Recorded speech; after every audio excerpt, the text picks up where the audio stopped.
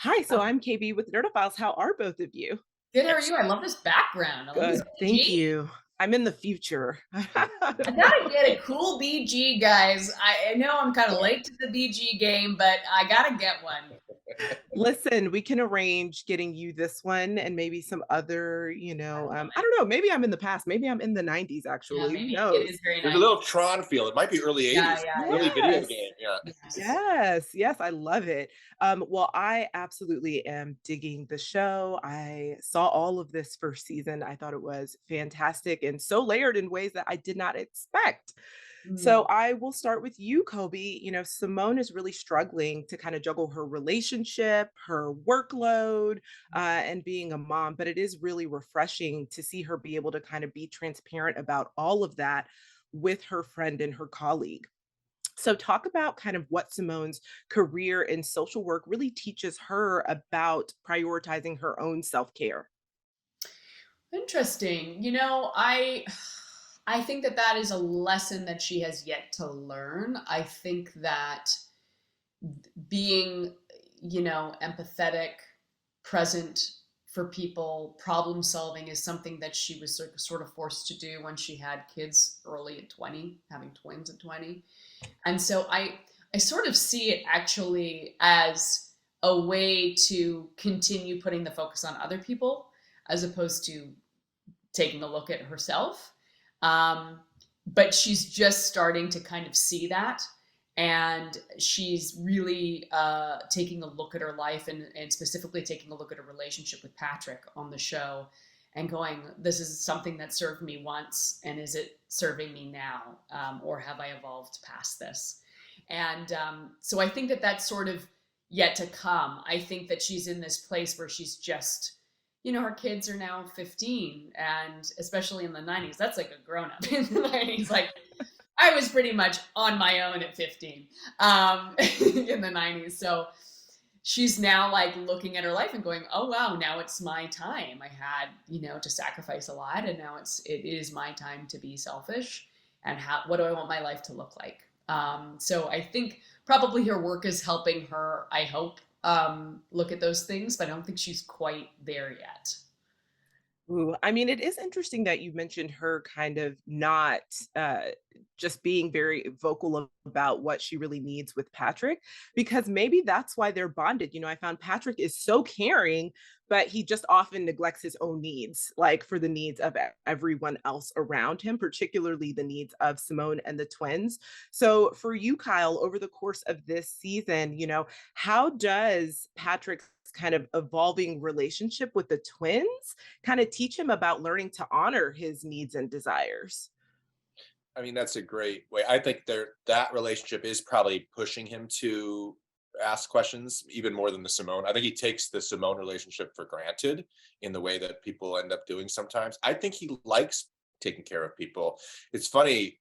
I just started having this thought as Cody was speaking about where Simone is in terms of like she's done the take care of people thing, and now she's ready. I think um, Patrick is very comfortable and finds his identity in taking care of things and caring to people. And I think that the fact that these two human beings are in cross purposes is one of the interesting things that we'll explore as the show goes on. Is how are they going to be able to continue this relationship, or will it not be sustainable if they're at those cross purposes? But I do think, I mean, that relationship with the girls and how these girls that he loves and would do anything for are starting to present in their teenage years and make him question, especially when it's going to come to sexuality, something he either has not questioned or is uncomfortable talking about, and in a very 90s you know heterosexual way of that time is doesn't that sort of conversation is very uncomfortable to him, and he defaults to a rather homophobic place with it. And I think that his love for them, his being in tune with them, is very much going to force him to examine that about himself in really interesting ways, more than Yeah. I And think I anything else in his life. Yeah. And I also love the way that he respects the twins and their opinions too.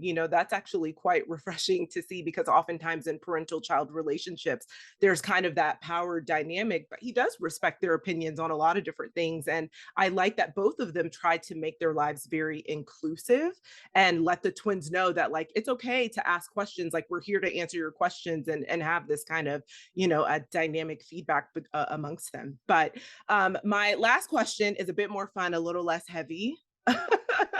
So, since this is a 90s show, what is your favorite 90s track of all time? It's kind of hard, maybe, but I will start with you, Cobie.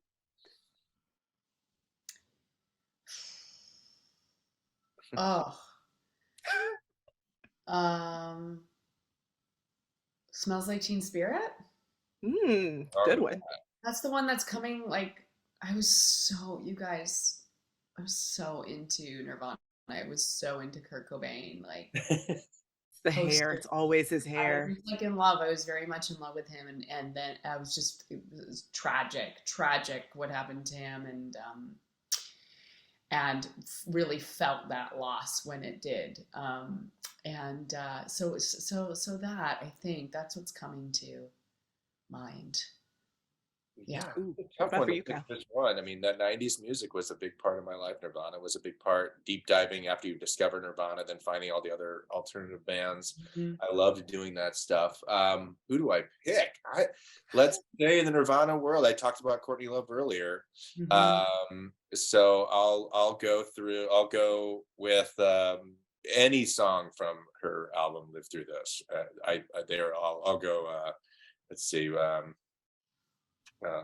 Jennifer's Body. I'll just go. Ooh, Yeah. that's a You good know one. what That's a was good one. so big is music videos. Like, I do you know. Yes. miss music videos? Like, I'm going through it and I'm seeing all the music videos, and I was like, Black Hole Sun was Yeah. such a big, like, that music video was like, I was so obsessed with You it. came home from school and you turned MTV on Oh, and you The sat and music you video watched came out and you couldn't yeah. wait to get home and like watch yes. the music video. It was such a big There'd be deal. premieres for I miss videos. it. Remember Yes.